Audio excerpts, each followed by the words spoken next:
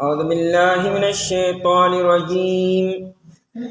بسم الله الرحمن الرحيم.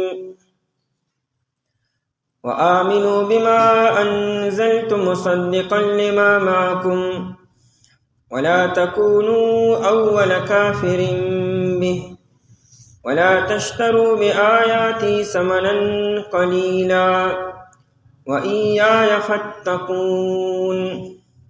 وآمنوا او ایمان راوڑے بما پہاسو انزلتو چی ما نازل کری دی مصدقا ادا سے حال کی چی تصدیق کون کی دے لما دپار دہاسو ماکم چی تاو سردی ولا تکونو او تاسم کے گے اول کافر اول انکار کون کی بھی پدے سرا ولا تشترو او تاسو ماخلے بے آیاتی زما د آیاتونو پا بدلکی سمنن قلیلا پیسے لگے و ایایا او خاص زمانہ فتقون پس تاسو یریگے.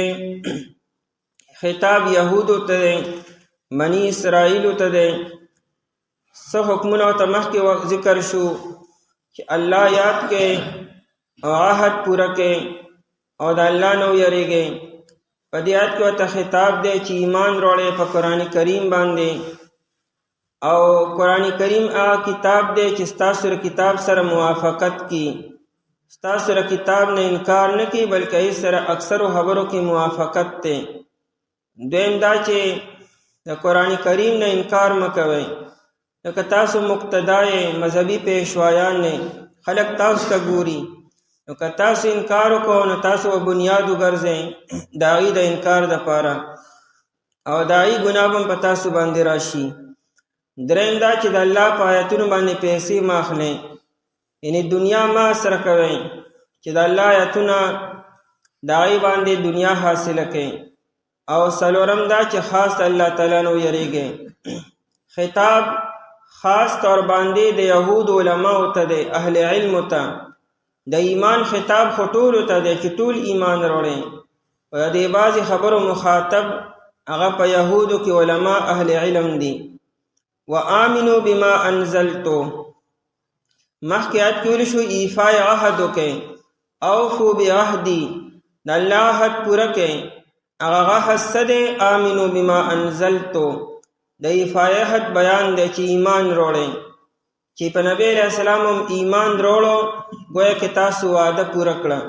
و آمنو بما انزلتو او ایمان روڑے پہاسو انزلتو چی ما نازل کری دی مراد تینا قرآن کریم دے. امام ابن کثیر رحمہ اللہ فرمائے چی بما انزلتو نا مراد قرآن کریم دے. و قرآن کریم داو نوے چی آمنو بالقرآن یا آمنو بحاظ الکتاب پدے قرآن کریم ایمان روڑے یا پدے کتاب باندے کنایہ اکڑوی سچ ما نازل کری دی.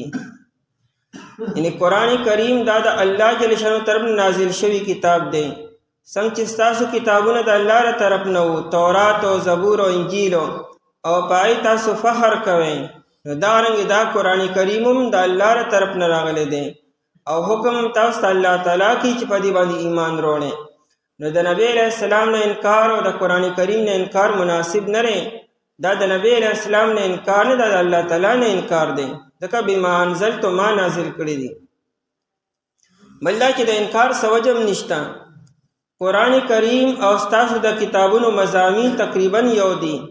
قرآن کریم دا توحید و دا رسالت بیان کی ستاسو پا کتابوں کی دا توحید و دا رسالت بیان دے.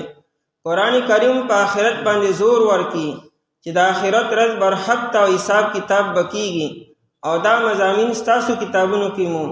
سالورم دا چی قرآن کریم دا محکنو قومون واقعات بیان کری دی او دا واقعات ستاسو پا کتابوں کی مون. قرآن کریم پیشن گوئے کری دی ستاسو پا کتابوں کی پیشن گوئے اشتا. دا دجال خبر تمام انبیاء کرام ور کردے دے نبی علیہ السلام ور کردے دے.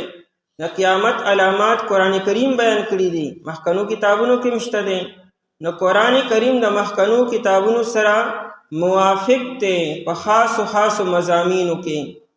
څنګه چې ستاسو کتابونو کې احکامات او نواهی وو، قرآن کریم کې احکامات او نواهی دي.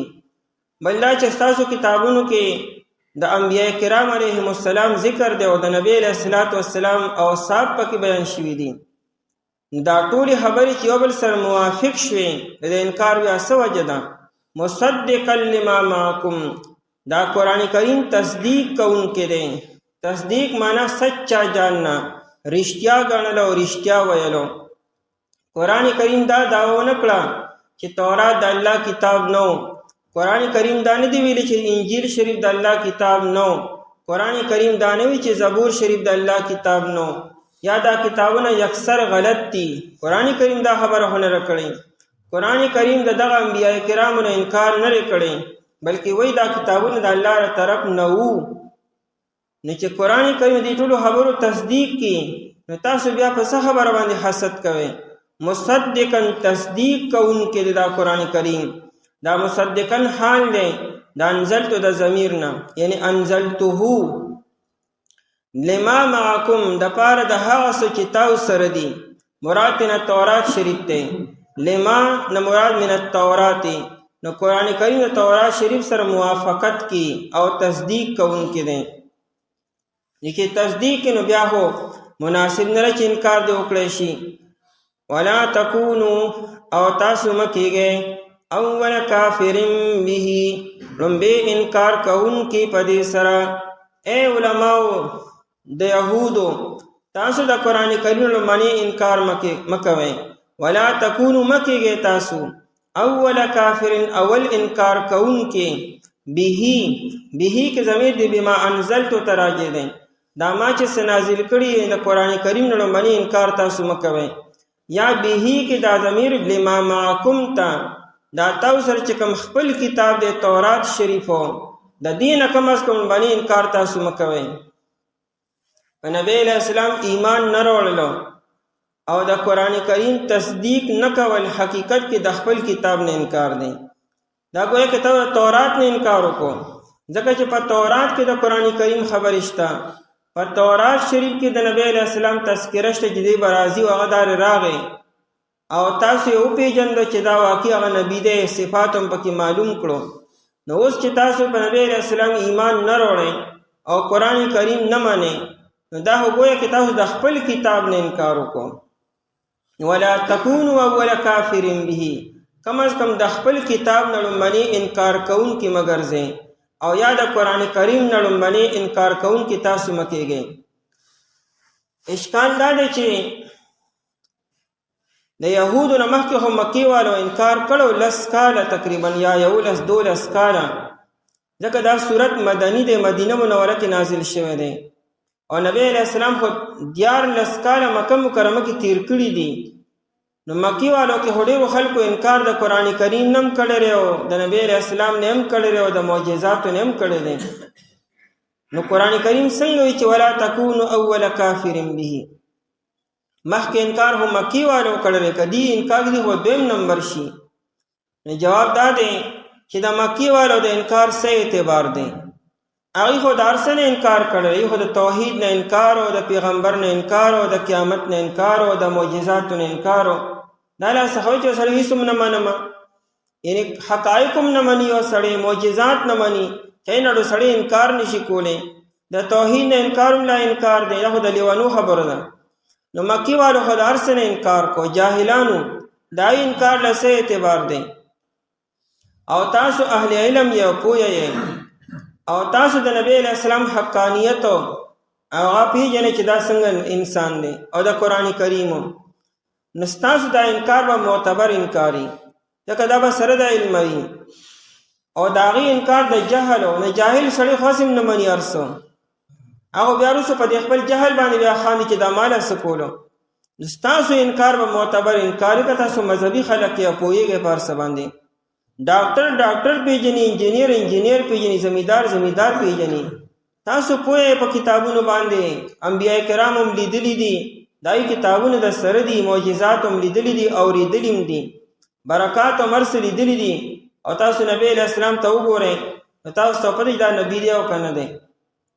مکی والو نبی کم ځای لیدلی دی، مکی والو سره کتاب کم ځای و، هغې معجزات کم ځای لیدلو د مخکې نه. نو لهذا ولا تکونوا اول کافر به، تاسو دا انکار به ګورئ اول انکار شي، د هغې انکار په منزله د آدم انکار دی. او یا دویم مطلب دا دی ولا تکونوا اول کافر، چې تاسو به بنیاد یې د نورو خلکو دپاره.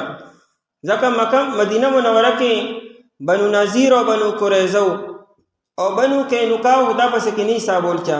بنو قینقاع دا دیو کې سموړو انته قبیله وه، اصل بنو نذیر او بنو قریظه دا د مدینی باشندگان. د دین علاوه سم نور یهودو څه په یمن کې وو او څه په خیبر کې وو او څه په یمن او په مصر کې او په شام کې. دارنګې نصارا زیات تر په یمن کې آباد وو. نو هغوی به تاسو ته ګوري، ځکه د نبی علیه السلام دعوت چې کله دغه علاقو ته لاړ شي، به ګوري چې د مدینی خلکو د نبی علیه السلام تابعداري کړې را او که نه. نو تاسو به د هغې لپاره نمونه او بنیاد یې. نو که تاسو انکار وکړو نو هغوی به هم انکار کړي بیا، ځکه هغوی به وایي چې هغوی نبی علیه السلام سره سهار او ماښام هلته پاتې کېږي او ګوري ورته. د نبی علیه السلام کردار او گفتار هر څه ورته معلوم دی. نو چې هغې نه منې مونږ یې څنګه ومنو، هغوی ته خو به ناشنا لګي. نو کم از کم تاسو انکار مه کوئ چې د هغې د انکار دپاره تاسو سبب ونه ګرځئ. بل دا چې ګناه بیا په تاسو باندې راځي، چې تاسو انکار وکړئ نو هغوی به تاسو ته ګوري، نو هغوی به هم انکار وکړي. نو تاسو به د خپل انکار ګناه هم رسي او د هغې د انکار به چونکې تاسو نمونه ګرځېدلي یې، د هغې ګناه به هم په تاسو باندې راځي. بل دا چې تاسو د نورو عربو دپاره هم یو بنیاد یې، ځکه تاسو مذهبي خلک یې. ډېر قبایل به دې ته ګوري چیرې د مدینې چې کوم دا مذهبي خلک ته دی مني او که نه مني. هغه هم آسماني کتابونو والا دی او دی هم آسماني کتاب والا دی. نو هغوی به وایي چیرې یهود یې د سره نه مني، نو زموږ هډو مذهب نشته او کتاب نشته، موږ یې څنګه ومنو. نو تاسو د ډېرو خلکو دپاره یو معیار یې، نو تاسو کم از کم انکار مه کوئ. یا ولا تکونو اول کافرین ولا تکونو مثل اول کافرین شو، یعنی چې څنګه مکی والو انکار کړی بغیر سوچ او سمجه. مکی والو ته چې څنګه نبی علیہ السلام دعوت ورکو نو هیچا سوچ او فکر ونه کو. نبی علیہ السلام چې د خپل خاندان راجمع کو ابو لهب وغیره، او چې څنګه نبی علیہ السلام ورته خبره وکړه نو ابو لهب خو هیڅ فکر او سوچ ونه کو چې ولږ موږ لږ مشوره وکړو چا سره به میلو شو، په دې خبره به غور او فکر وکړو، استخاره به وکړو. هغوی خو مهې سره وایي دا ته څه کوې، اتلا څه وایي، مهې سره د نبی علیہ السلام نه انکار کړی دی. دومره عجیبه خلکو چې د سفر دپاره به استخاره کوله، چې یو کار به یې کو نو استخاره به یې کوله په غشو باندې. مکې والا داسې خلکو هر یو کار به یې چې کو نو لومبې به استخاره وکړه، وان تستقسموا بالازلام، په غشو باندې به یې فال نیسو او فال به یې معلومو. او دومره همه خبره د نبی علیہ السلام د نبوت هغه د الله ته رابلل کی، دومره همه خبره بغیر د سوچ نه، بغیر د سفال او بغیر د استخارې نه انکار کول، دا کم عقل دی، دا کم سینس دی. نو څنګه چې هغوی بغیر د مشورې نه چا سره، بغیر د سوچ او فکر نه، بغیر د استخارې نه، سوچ نه هغوی انکار وکړو، نو کم از کم ای علماو تاسو خو داسې مه کوئ که نه، چې تاسو هم څنګه د نبی علیہ السلام هر څه واورېدل ما یې سره انکار چې نه دا هغه نبي نه دی، دا کتاب هغه نه دی. نو تاسو ولا تکونو، تاسو مه کېږئ مثل اول کافر به، هغه لومبنو خلکو چې څنګه انکار کړو هغه شان تاسو مه کېږئ. هغه جاهلان تاسو کم از کم اهل علم یې، اهل علم خو دې کم از کم د جاهلانو طرز قدم نه اختیاري، دای په نقش قدم دې کم از کم نه ځي. نو ای علماو د یهودو تاسو د هغوی په شانتې مه کېږئ. ولا تکونو اول کافر، او مه کېږئ تاسو لومبني انکار کوونکې به په دې خپل کتاب سره یا په قرآن کریم سره. مراد لا تسارعوا الى الكفر به، کم از کم که ستاسو شک او شبهه وي نو ځای لږ سوچ وکړئ، انتظار وکړئ، چا سره مشوره وکړئ او بیا وروستو چې کوم یو فیصله وکړئ. ولا تشتروا بآیاتي، دویم دا چې ما اخلئ تاسو بآیاتي، زما د آیتونو په بدله کې ثمنن قلیلا پیسې لګئ. آیت کې اصل کې دې ته یو زوره نه ده چې تاسو ډېر پریوتي خلک یې، دنیا معمولی ده، د دنیا هر یو نعمت او هر یو عہده او هر څه دا معمولی دی او قلیل دی، او د الله کتاب او ایمانو دا یو ډیره لویه سرمایه ده چې ردی هیڅ قسمه بدل نشي ګرځېدی. نو تاسو ګوره دومره لویه سرمایه هغه تاسو پرېږدئ او معمولی چې معمولیم دی او ختمېدو والا دی هغې له تاسو ترجیح ورکوئ. یعنې تاسو دنیا له د الله په کتاب باندې او په آخرت باندې ترجیح ورکوئ. اصل مقصود دغه دی چې داسې مه کوئ. وتی ولا تشترو بآیاتی، تاسو ما اخلئ زما د آیتونو په بدله کې ثمنا قلیلا پیسې لګي. ولا تشترو اشترا منه اغستلو، آیت اصل کې داسې پکار دی نه عبارت خدا سے پکې چې ولا تبیعوا بآیاتی ثمنا قلیلا، خلق سامان خرسی، خلق پیسې ورکي او سامان اخلي. او دلته کې خدای چې کوي کې آیتونه غني سامان دی غني چې تاسو وګني دنیا اخلي او سامان ان خلق پیسې ورکي، او دلته په آیات وي چې کوي کې آیتونه سامان دی او تاسو ورکوي او پیسې اخلي، الکه خلق سامان اخلي او پیسې ورکي. اصل کې یا خدای چې ولا تبيعوا بآیاتی ثمنا قلیلا، ان تاسو مہر سوي هغه زما آیتونه په لږه دنیا سره. آیا دا چې مراد نه استبدال دی، یعنی زما آیتونه په دنیا سره مه بدلوي چې دنیا حاصله کې دنیا اسره کې او زما آیتونه او زما کتابو هغه پریږدئ. یا خودی واقع داسې کول به چې په تورات شریف کې ودی تحریف کو آیتونه به بدلولو، دا حکم به بدلو بر دنیا د پاره، دار چا پر دا مطابق به مسله وي. د مالدارو د پاره یو شانتي، د بادشاهانو د پاره بل شانتي، وزیرانو د پاره بل شانتي، او د غریبانو د پاره بل شانتي. ناشنا خلکو هر چاته به دای مطابق جواب ورکو، ټول خلک به خوشاله ساتلو، دغه هر چا خپل مفاداتو. نو دا سم کوي د الله حکم صریح بیانوي، دغه د چانم د عہدې لالچ او د چانم د مال او دولت او د چانه د عزت او د چانه د نور سو چې دا موږ په سخته کې پکار راځي. دا سم کوي ولا تشترو بآیاتی ثمنا قلیلا، استبدال مکوي. او دې کې تعلیم او تنبیه دی امت تم دا چې هغه تاسو کړو تاسو ګورې تاسو نه کوي. یعنی قرآن کریم با د دنیا د حصول ذریعہ نه ګرځوي، اسنه چې قرآن کریم او آیتونه د دنیا د حاصل د لپاره یو ذریعہ او وسیله وګرځي څه بنه کوي. ولا تشترو بآیاتی، او ما خله تاسو د ما د آیتونو په بدله کې ثمنا قلیلا، دا دنیا ټول پټوله ثمن قلیل دی. د دې مطلب دا نه ک ډیر اخلي نو خیر دی خو لګ ما اخلي، ځکه دا مفهوم مخالف دی او مفهوم مخالف معتبر نه دی. یعنی دا نه چې غني لګي پیسې په مال او ډیر په خیر دی اخلي، لګي به بالکل نه ډیر هو به طریقې او نه اخلي به طریقې ولا بل اخلي، بل دنیا ټول پټوله ارس سره چې راوځي شیندا ثمن قلیل دی. د آیت بدله کې دی نشي د سره د قرآن کریم د آیاتونو بدل د سره دنیا کې شته نه، ممکن نه دی سره سشته نه چې بدل وګرځي. نو دا صرف او صرف د آخرت لپاره دی. او دانوی ولا تکونو اول کافرین مفهوم مخالف دانر چې غني روستو خیر دی بیا انکار وکړي، خو دی وخت کې غني مکوي. یعنی دانه چې غني دی وخت کې لومبني انکار مکوي بیا روستو خیر دی وکړي، نه مفهوم مخالف چې دا معتبر نه دی سره. یعنی انکار به بالکل نه کوي، نه اول او نه روستو بیا. او دارنګ د الله په آیتونو به بالکل سناخله نه لګي او نه ډېری.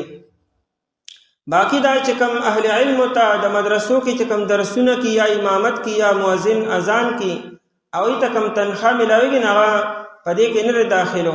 ولا تشترو بآیاتی، اصل زموږ د امام ابو حنیفه رحمت الله علیه مسلک دا دی چې اجرت علی تعلیم القرآن دا حرام دی. ان د قرآن کریم په تعلیم باندې اجرت غستل او تنها اصل دا بالکل حرام، دا مسلک د کوي. او دا مسله سوچ امام شافعی سے و امام مالک او امام احمد بن حنبل سے په من دا هغه جایز دی. خو لیکن د امت فقها او هغه باندې فتوا ورکړي دا چې چونکه کچره د اهل علم دا خپل کارونو کې مشغول شي او بازار کې کینی او کاروبارونه شروع کړي، مدرسې به شاړې شي، جماعتونه به خالی شي او د دین ډېر غټ نقصان وشي، قضا او افتا به ختم شي. دای وجه نه ته وخت او تنها ورکول کیږي او دا آیت دلاندې داخل نه دی. نو ولا تشترو بآیاتی، د صحابه کرام رضی الله عنهم په زمانه کې بیت المال او د تابعینو په زمانه کې نه ته بیت المال نه باقاعده اجرت میلاوېدو. اوس بیت المال شته نه او دا ترتیب شته نه، نو خامخا دا یو مجبوری ده. اوس هم عزیمت دا دی چې انسان بالکل وانخلي، خو رخصت دار که اخلي دا اجرت کې نه راځي. رخصت دار چې اغستی شي او عزیمت دار چې وانلي. کتاو د اهل علمو حالات او کتابونه ګورئ چې هغوی به بالکل سنا اغستون، دا ښه خبره ده او بهتر دا ده. الله جل ټول دا شان مناسب انتظام وکړي چې بالکل سوانلي. داسې علما راغلي دي چې هغوی په آخره کې بیا حساب کتاب کړی دی او د مدرسې تمامې تنخواګانې واپس مدرسې ته جمع کړي دي چې کله الله تعالی هغوی له بل څه مناسب انتظام کړی دی. او انسان د خامخا ضروریات د کوم ځای نه به پوره کړي به، نو که اخلي داسې ناجایز نه دي. وَإِيَّايَ فَاتَّقُونَ، او خاص زمانہ فتقون پس تاسو ویریږئ. دلته ورته دوباره ووایي چې خاص زمانہ فتقون پس تاسو ویریږئ. مخکې ورته فرحبون ویلو، هغه د رهبت نه او دا اتقا ده. رهبت او اتقا کې دا فرق دی چې یریدل خو په دواړو کې دي. تقوا سره حزم وي، احتیاط کولو، ویریږئ او احتیاط وکړئ، انکار مه کوئ، د الله په آیتونو پیسې او دنیا هم مه اخلئ او ایمان هم راوړئ ور انکار ونه کوئ. او ښه خبره دا ده چې مخکې فرحبون ویلو، وجه دا وه چې مخکې د هغې ذکر شروع و او ته ویلو عهد پوره کړئ. نه عهد دای په کتابونو کې موجود و، نه هرې کې ته فرحبون وي. رهبت دا د یهودو اصطلاح ده. رهبت د یهودو په اصطلاح کې یریدو ته وي، رهبت او رهبانیت. او چې کوم سړی یریږي نه ته راهب او رهبان ویل کېږي. نو چونکې مخکې آیت کې ورته ویلی شو چې عهد پوره کړئ، ای بني اسرائیلو الله یاد کړئ او د الله نعمتونه رعایت کړئ او عهد پوره کړئ، نو ته فرحبون وي. اوس په دې آیت کې ورته ایمان وي چې ایمان راوړئ او انکار مه کوئ. دا ایمان د دې امت اصطلاح ده او د هغې اصطلاح عهد او د دې امت اصطلاح دا تقوا ده او ایمان دی. نو د دې امت خپل اصطلاحات دي او د هغې خپل اصطلاحات دي. یعنې د یهودیت خپل اصطلاحات دي، خپل الفاظ دي. د هغې دپاره د ایمان دپاره عهد راځي او د یریدلو دپاره رهبت او رهبان راځي. او د اسلام او د دې امت په اصطلاحاتو کې ایمان دی او اسلام دی او د دې لپاره چې څوک یریږي هغه تقوا ده. نو دلته ورته چونکې آمینو وي ځکه ورته هیرې کې فتقون وي چې اوس تقوا اختیار کې متقیان شي، پرهیزګار شي، د الله نه ویریږئ. آیت نه دا خبره هم معلومه شوه چې د دې امت خپل اصطلاحات دي، هغه اصطلاحات استعمالول پکار دي. یعنې د بل چا اصطلاحاتو هغه نری اغستل پکار، خپل اصطلاحات جاری کول پکار دي. ځکه ته ویایا فتقون وي. نو تقوا هغه خوف مع الحزم توي، یریدل خو چې یریدلو سره سره احتیاط بم کې. لکه تقوا کې احتیاط چې کوم انسان څومره احتیاط کې دومره دی لوی متقي دی. او ایمان راوړئ په هغه څه چې ما نازل کړي دي، تصدیق کوونکي د هغه څه چې تاسو سره دي، او مه کېږئ تاسو لومړني انکار کوونکي په دې سره، او ما هلئ تاسو زما د آیتونو په بدله کې پیسې لګئ او خاص زمانه پس تاسو ویریږئ. بسم الله الرحمن الرحيم. ولا تلبسوا الحق بالباطل وتكتموا الحق وأنتم تعلمون.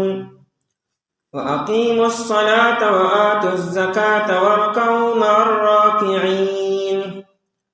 أتأمرون الناس بالبر وتنسون أنفسكم وأنتم تتلون الكتاب أفلا تعقلون. ولا تلبسوا الحق، او تاسو مخلط ملکوي حق لرا، بالباطل باطل سرا، وتكتموا الحق، او تاسو مپټوي حق لرا، وانتم تعلمون، حال دا دی چې تاسو پوهیږئ. واقیموا الصلاة، او قائم کے مندرا، وآتوا الزکاة، او ورکے زکاة لرا، وارکعوا مع الراکعین او رکوع کے سرد رکوع کونکو اتأمرون الناس آتاسو حکم کوي خلقتا بالبر پنیکے سرا وتنسون انفسکم او تاسو یروي ځان خپل وانتم تتلون الكتاب حال دادے چې تاسو لولئ کتاب لرا افلا تعقلون آیا پس تاسو عقل نلرئ خطاب علماء د بنی اسرائیل ته دی او خاص طور باندې یهود علماء ته دی داعی د بعض خرابو بیان دی داعی ادهانی وتکی او داعی اسلام مقصود ده د بعض اوامرو تاکید وتکی او د بعض نواهیو نه داعی د منکراتو نه منکول کی یو خبر ادا کی چې کتمان حق مکوي حق مپټوي کار تورات شریف ته او کاغه د نبی علیہ الصلوۃ والسلام تعارف ته دارنګ حق او باطل دواړه خپلو کې یو ځای کوي ما خلق مت کوي ما ګډوډوي ما چې حق نه باطل جوړ شي او د باطل نه حق جوړ شي یا دا چې فرق نشي کولی چې دې کې حق خبره کم ده او باطل خبره کم ده حالانکه حق ځان لري او باطل ځان لري درېمه خبره دا چې خلقو ته د نیکۍ حکم کوي او خلقو اصلاح کوي او خپل ځان هم ير کړی دی حالانکه انسان په خپل محتاج دی د حق او د خپل ځان د اصلاح زیات محتاج دی انسان جو خپل فکر وکي او د سره د نور خلقو فکر دی کی یو انسان خپل ځان مکمل ير کی او د بل د اصلاح فکر کی دا خو د خطرې خبره ده ستا د لاسه وړي خلک جنت ته لاړ شي په خپله به جهنم ته ځي په دې خبره خو یو سړی نه خلاصېږي چې ما د خلکو اصلاح کوله نو خپله اصلاح وړي او دې سره سره د مونځ اهتمام وکړئ مونځ قایم کړئ او زکات ورکړئ دې کې دوه مرضونه وو د مال مینه پکې د حد نه سیوا وه او د عزت او د منصب چې جاه ورته ویل کېږي دا یې خواهش پکې ډېر و د دې دواړو ورته علاج قرآن وښو د مونځ اهتمام وکړئ په دې سره به د جاه او د عزت او د نام او د نمود اصلاح به وشي او د مال مینه چې تاسو کې د حد نه سیوا ده د هغې دپاره علاج زکات ورکول دي په دې سره به د مال مینه او محبت به کم شي او نو د مونځ اهتمام وکړئ ولا تلبسوا الحق بالباطل وتكتموا الحق آیت کې دوه خبرونه منع کول دي یو دا چې حق او باطل دواړه خپلو کې مه یو ځای کوئ مه خلط ملط کوئ او دویم دا چې حق پټوئ مه خود غرضه خلک چې وي دنیادار او دنیا پرست او خود غرضه د هغې دوه کاره وي اول خو حق د سره بیاني نه ښه ته پته ده چې حقه خبره دا ده او د سوال جواب دا دی نو اول خو د سوال صحیح جواب نه ورکړي اصل خبره پټه کړي یا خو ته ما ته دې خبرې پته نشته او یا دا چې هغه چې کوم اصل جواب دی نو د هغې په ځای بل جواب ورکړي نو کتمان حق وکړي او یا دا که چېرې حق بیاني نا په داسې انداز کې بیان کړي چې هغه باطل ولیکن رنګ ولا د حق ورکړي لکه سړی چې پیتلو له او اوسپنې د سرو زرو اوبه ورکړي نو په هغې سره د عین سره زر نه جوړېږي یو باطله خبره ده یو دروغ خبره ده هغې باندې ته نوم د حق کېږي دا خو حق نه شو نو دا کتمان حق او تلبیس چې حق او د باطل منځ کې ګډوډوالی راوستلو دا دواړه مرضونه د یهودو په علماو کې وو نو قرآن کریم دغه دواړو خبرو نه منع وکړه قرآن کریم دا خبرې ځکه ذکر کړي چې دا نه چې صرف هغې دا کار کو که په دې امت کې هم داسې وشو په یو زمانه کې که اهل علم او که غیر اهل علمي که هغې کتمان حق وکړو یا حق او باطل یو ځای کړو د هغې به هم هغه سزا وي کومه سزا چې د علماو د یهودو وه ولا تلبسوا الحق لبس يلبس لبسا لبس معنا خلط مل کولو، یو ځای کولو، مکس کولو، ګډوډولو. په لفظ کې اصل کې معنا د پټولو ده. امام راغب رحمه الله تعالی هغه فرمایي چې اصل په لفظ کې ستر الشیء، یو سیز پټولو ته ویل کېږي. یو لبیسه یلبسو دی، دای معنی جامع اغوستلو، لبسو جامع اچولو، لباس اچولو، او لبسو حق و باطل ګډوډولو، یو ځای کولو. نو ولا تلبسوا الحق بالباطل، حق و باطل سره مه ګډوډوئ او مه یو ځای کوئ او مه خلط ملط کوئ. حالانکه حق چې کوم دی خپله ظاهر دی او باطل هم ظاهر دی، پای کې به ذات خود خلط ملط نشته، خو ته راولې ته خلط ملط کې چې حق حق پاتې نشو، باطل باطل پاتې نشو. نو دا کار مه کوئ. دی به داسې کار کو. دې مختلفې طریقې وي. یا خدا چې انسان د لفظ معنا د سره بدله کړي، د لفظ ظاهري معنا یوه ده او تا بله بیان کړه، دا تم او نه دغه مطلب دی. یا دا چې په کلام کې محذوف لفظ روباسي، یعنی الفاظ ته ضرورت نشته روباسلو ته، او ته پکې یو لفظ منځ کې روباسي او مفهوم د آیت بدل شي. کله کله انسان سیاق او سباق هغه ملو نه کړي، د آیت نه یو لفظ راوالي، یو جمله راوالي او سیاق او سباق پریزي، ظاهره خبره د آیت مفهوم به بدلیږي. به مثال په طور باندې قرآن کریم وی چې یا ایها الذین آمنوا لا تقربوا الصلاة وانتم سکارى، منځونو ته مه نږدې کېږئ چې کله تاسو په نشه کې یې. اوس یو سړی خر دماغیو کې و، یا ایها الذین آمنوا لا تقربوا الصلاة راوالیو وانتم سکارى ترې پریزي، او بیا په دې باندې دې شروع شي. ګوره قرآن کریم وایي چې مونځ ته مه نږدې کېږئ او بیا په دې باندې لیکچر شروع کړي. نو دا د سیاق او سباق پرېښودو، نو مفهوم یې بدل کو. نو د آیت مفهوم مه بدلوئ، سیاق او سباق پرېښودل، یا سیاق پرېښودل یا سباق پرېښودلو. دارنګه د یو لفظ ناشنا معنا کوله، چا معنا د سره ده نه، او د بل ځای نه یو معنا راوړي دلته کې فټ کې، دا په تلبس الحق بالباطل کې راځي. دا چې څوک خردمایي کې اکثر دا کارونه کوي، کله د حقیقت په ځای مجاز واخلي، د لفظ حقیقي معنا اخیستل صحیح وي، خو دې د هغې په ځای مجازي معنا واخلي. حالانکه هلته د مجاز د جوړېدو ضرورت هم نه پکار، نه ضرورت نشته دی، خو بیا هم دی اخلي. نو کله د مجاز په ځای حقیقت اخیستلو، کله د حقیقت په ځای مجاز اخیستلو، یا د لفظ یو غریبه معنا کولو، مشهوره معنا پرېښودلو او بله معنا اخیستلو، او پای سره د آیت هغه ظاهري مفهوم بدل کړي. دا ټولې خبرې لا تلبسوا الحق بالباطل کې راځي. د دور حاضر یو غټه فتنه دی وخت کې دام ده چې یو انسان په یو لفظ باندې نه پوهېږي.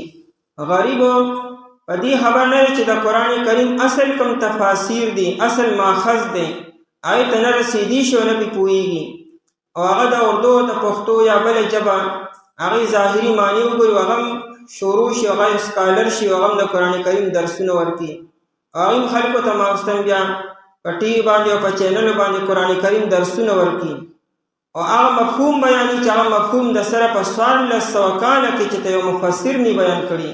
د قرآن کریم چې کوم اصل ائمه دي، چې کوم د دې فن ماهرین دي، چې د زندګۍ په دې کې تېرې شوي دي، علومو مهارتو، هغې هغه معنا او مفهوم نه بیان کړی او دی بیانوي. دا لا تلبسوا الحق بالباطل، د قرآن کریم هغه مفهوم د سره الټه کولو. سیاره ډایجسټ والو قرآن نمبر شایع کو، پای کې یو زنانه مقاله په قرآن کریم باندې ولیکله. هغه وایي چې قرآن کریم کې د راکټ او د جاز ذکر دی. کوم ځای کې دی؟ دې آیت کې دی چې یا معشر الجن والانس ان استطعتم ان تنفذوا من اقطار السماوات والارض فانفذوا لا تنفذون الا بسلطان. وی تاسو له دې خلا نه بار نشئ وتی، که وځئ نو په سلطان سره وتی شئ. او سلطان د سلطت نه دی، او سلطت قوت او طاقت ته وي، او د ټول نه زیات قوت دا په راکټ کې دی. مطلب قرآن چې د راکټ په ځای تاسو خلا نه بار وتی شئ، یا قرآن کریم د راکټ او د جاز ذکر کړی دی. وی سلطانو دا راکټ ته ویل کېږي. نو هر انسان راپاسېد، هغه هم د قرآن کریم درس او مفهوم هغه بیانې. دا د خطرې خبره ده، د خپل ایمان هغه خطره ده. ولا تلبسوا الحق بالباطل، او مه ګډوډوئ او مه خلط کوئ حق لره بالباطل د باطل سره. یعنی لا تخلط الحق المنزل بالباطل، کم حق چې الله تعالی د اسمان نه نازل کړی دی هغه باطل سره مه یوځای کوئ. دارنګې رښتیا او دروغ مه یوځای کوئ. وتکتم الحق، دا هم د الله د لاندې دی، یعنی ولا تکتم الحق، او تاسو مه پټوئ حق لره. قرینه پې دا ده چې نون غورځېدلی دی، اصل کې تکتمونه دا الله چې راشي نونه هیرې کې وغورځېد. ولا تکتم الحق، او تاسو مه پټوئ حق لره، یعنی کتمان حق مه کوئ. چې کوم تاسو ته معلوم دی چې اصل مسله خدا را اصل جواب دا دی، هغه هم اکه شانتې بیان کړئ. هغه د سره بیانین او ضرورت دی، نو دا کتمان حق دا هم ګناه دی. مسله دا ده چې په یو علاقه کې یو امام دی، یو عالم دی او نور علما نشته، نو په دا عالم باندې دا لازم او فرض دی چې هغه حق بیاني خلکو ته. او که ډېر اهل علم دی نو بیا فرض کفایي دی، یعنی که چېرې فرق دا مسله بیان نه کړه نو ګناهګارېږي پرې نه، ځکه نور شته نورو بیان کړي. او که په یو علاقه کې صرف یو عالم دی او نور نشته دی، نو په دغه یو عالم دا خبر لازمي ده او فرض او واجب دی چې هغه بیان به کړي. مثال په طور باندې په یو علاقه کې صرف یو قاضي دی، نو په هغه دا خبره لازم ده چې د خلکو فیصلې به کړي.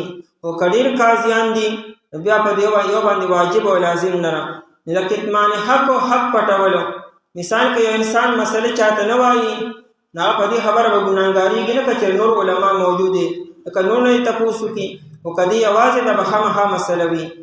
وتکتم الحق، او مه پټوئ حق لره. باقي که انسان ته یو مسله نه ده معلومه نو هغه له نه دي ویل پکارو، ورته معلومه نه راووایي، نه دا خو جرت دی، یعنې دا خو زیاتې دی چې تا ته یو مسله نه ده معلومه ته بیا هم بیانې. نو هغه ابن مسعود رضی الله عنه فرمایي ډډه والې وه، چا ورته یو مسله بیان کړه، وي پلانکي خو داسې وایي، نو رانیغ شو ویې فرمایلو چې علم دام دی چې انسان وایي چې ما ته پته نشته دی، دا والله اعلم ویل دام علم دی، چېرې الله ښه پوهېږي ما ته د دې مسلې پته نشته. یعنې دا نه چې انسان هرې مسلې بیان به کړي، دا څه کمال نه دی چې انسان ته هره مسله معلومه وي. کمال دا دی چې انسان چیک اون بیلنس وي، چې د کومې مسلې تحقیق ورته نه راځي، ورته نه وایي. امام مالک رحمت الله علیه د اندلس نه یو عالم راغی او هغه د 40 مسلو تپوسونه دغه نه وکړو، هغه ورته صرف د 4 مسلو جواب ورکړو. د 36 مسلو باره کې ورته امام مالک سے وفرمایل چې ما ته د دې په دې وخت کې پته نشته، زه به تحقیق کوم، مسله به ګورم بیا به راته وایم. یعنې دې وخت کې ما ته د دې جواب مستحضر نه دی. نو شاګرد ورته ووایي چې کله زه خپلې علاقې ته لاړ شم هغوی به د ما نه تپوس کړي چې ته دومره لرې تللی، تا یې 4 مسلې زده کړې او 36 مسلې. نو امام مالک صاحب ورته وایي چې ځانه ته جواب درکړم چې او نه او نه، او چې نه راځي نو څه ورته وایم چې نه راځي بس که نه. نو کتمان حق دا نه دی چې انسان نه مسله نه ورځي او خامخا به یې وایي، نه چې درځي ده نه او ضرورت دی، او که ته نه بیانې نو نقصان کېږي د دنیا او د آخرت، بیا به خامخا وایي. وتکتم الحق، او تاسو مه پټوئ حق لره. وانتم تعلمون، دا و حال یری حال داری چې تاسو پوهیږئ، یعنې تاسو سره د علم دا کار کوئ، ښه پوهیږئ چې موږ حق پټو دا ښه نه کړو، او ښه پوهیږئ چې موږ حق او باطل یوځای کړو، او دومره د الله یره در کې نشته چې د الله د کتاب سره دا نخرې کوئ، تاسو دا مذاق ته د الله کتاب سره کوئ. وانتم تعلمون، حال داری چې تاسو پوهیږئ. یعنی یو دا چې انسان نه خطا وشي، یو دا چې انسان نه ایره وشي، نه خو دا ټیک ته معاف کېږي به. که د انسان نه خطا نه غلطي وشوه، په ایره باندې ترې نه غلطي شو، نو زه خیر ده به معاف شي. اگر چې د الله په کتاب کې انسان نه ډېر تدبر پکار دی او ډېر سوچ او فکر پکار دی، یعنې چې معمولي غلطي هم رانه شي، خو خیر که چې قلم وښویېدو ایره ده نه وشوه بیا هم دا ټیک ده. یو انسان سره د علم او سره د پوهه او سره تحقیق غلطه خبره کوي، دا ډېر د خطرې خبره ده. وانتم تعلمون، حال داری چې تاسو پوهیږئ. واقیموا الصلاة، علماء د یهودو کې دا 2 مرضونه ډېرو، د مال محبت پکې د حد نه سوا و، او دین د عزت او د منصب او د جاه او د مشرۍ او د سردارۍ د دې هغه طلب پکې ډېر دا خبرې به ذات خود ممنوع نه دي مال به ذات خود ممنوع نه دی د مال طلب پکار دی دارنګه یا یو حیثیت او یو عزت او یو منصب دا به ذات خود ممنوع نه دی خو د مال دا حرص کې دا ممنوع دی او د ترقی او د منصب دا هوس کې دا ممنوع دی په دې کې دا حرص او هوس او دا من دي دا خطرې خبره ده انسان په جایز طریقې سره مال حاصلول شي طلب کول شي او دا په جایز طریقې سره منصب او عزت او هغه طلب کول شي او د دې د حرص او هوس دا ډول ممنوع در خطرې خبرې دي قران کریم دې خبرو مذمت بیانې دا دوه مرزونه پدې کې نو هغه علاج وتخي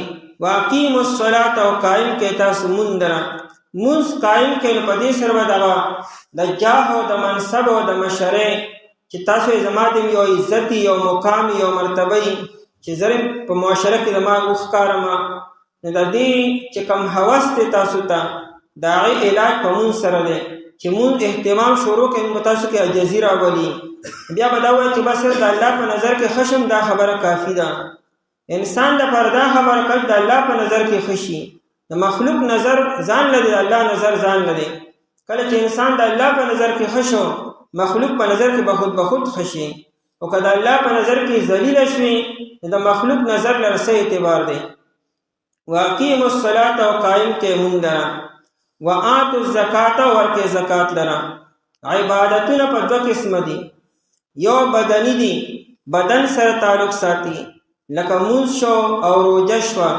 دارنګه بعض عبادتونه مالی دي مال سره تعلق ساتي پای کې لوی عبادت او زکات ده د زکات نه علاوه بیا نفلی صدقات او خیرات شو فطرانه شو حج شو حج داسې عبادت چې دا مالین دي او بدنین دي نو د دوه ذکر کی وتا منځ قائم کې او زکات ورکې معلومی کې دا چې د بنی اسرائیل په شریعت کې زکات او منځ وو نای هم منځ کو دلته وتی منځ او زکات هوتا سو کوي اوس د نبی رسول الله په طریقه باندې وکړي ایمان وروړي او د ایمان نه بعد بیا تاسو منځ قائم کې او زکات ورکې دا یو ځانه مسله ده چې یو سړی ایمان نه راوړي لا کافر دی یا مشرک دی نه ته د رموز حکم کولی شي او کنه د زکات حکم تور کولی شي او کنه امام شافعی رحمت الله علیه فرمایي چې او اغیر دې خبرو مخاطب دی حکم تقول شي نو موږ خو باغی کینا نه زکات ورکی با حکم استم دا عقیده و ساتي چې دا موږ د الله یو حکم دی زکات د الله یو حکم دی زمون امام ابو حنیفه رحمت الله علیه فرمایي چې نه کافران د فروع او مخاطب نه دي یعنی د موږ د زکات حکم نشته دی ایت لمنی حکم د ایمان دی ول به ایمان وروړي بیا به موږ کې او بیا به زکات ورکی چې کله یمن فتح شو یمن کې عیسایان آبادو نبی علیہ الصلوۃ والسلام معاذ ابن جبل رضی الله عنه او ابو موسی اشعری رضی الله عنه دواړه ولیکلو د یمن یو طرف معاذ ابن جبل سے تور کو بل طرف ابو موسی اشعری رضی الله عنه ته